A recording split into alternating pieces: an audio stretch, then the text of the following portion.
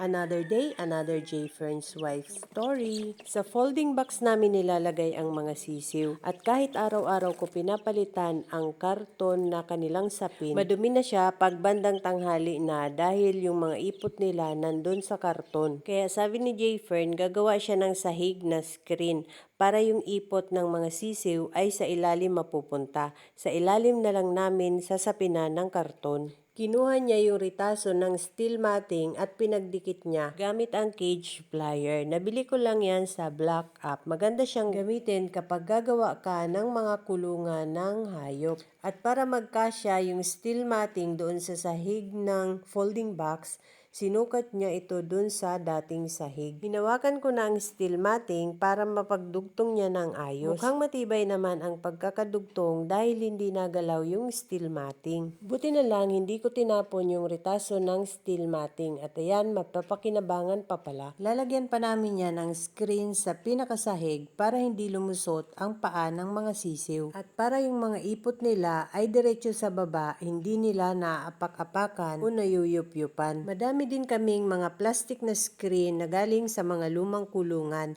Hindi ko rin itinapon at nilagay ko rin sa sako. At yan, magagamit na namin ngayon. Pinili lang ni J. Fern yung maliliit ang butas ng screen para hindi lumusot ang paa ng sisiw at yon ang gagawin niyang sahig. Kumuha lang siya ng screen na kasya doon sa steel matting at yung sobra ay ginupit na niya. Wala kaming gastos dito sa ginagawa ni J. Fern dahil ang ginamit namin ay puro used materials. Buti na lang hindi ko tinatapon yung mga ginamit sa mga luma naming kulungan dahil alam kong magagamit pa. Sayang naman kasi kung itatapon ko kaagad. Cable tie naman ang ginamit ni J. Fern para ikabit ang screen sa steel matting. Mabilis lang ikabit kapag cable tie ang ginamit at malinis ding tingnan. Kaya wala pang 5 minutes ay natapos na agad ni J. Fern ang kinakabit niyang screen sa steel matting. Inilagay ko na nga ang sahig at yan, swak na swak ang sukat.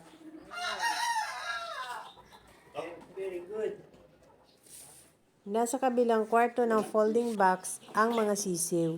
Una ko munang nilipat ang kanilang inumin at sinunod ko na ang mga sisiw. Hindi ko binubuksan ang pinto ng isang kwarto dahil naglulundagan ang mga sisiw. Makukulit na nga ang mga sisiw at sobrang takaw na rin kumain kaya madami na silang ipot kaya mabilis dumumi ang sapi nila. Inilipat ko na rin ang kanilang patukaan kasabay ng huling sisiw at pagkatapos kinuha ko na ang sapi na karton at sa ilalim ko na nilagay. Ayan, nilagyan namin ng screen para hindi nila naaapakan ang kanilang ipot. At sinahura namin ng karton sa ilalim para madali naming malinis ang mga ipot nila. Yan, para hindi sila lamigin, tinatakpan namin ng plastic. Ayan, malinis sila ngayon. Hindi sila nakaka-yup-yup sa mga ipot. That's all guys. Thank you so much for watching. Please like, share, and follow for more. See you in my next video. Bye!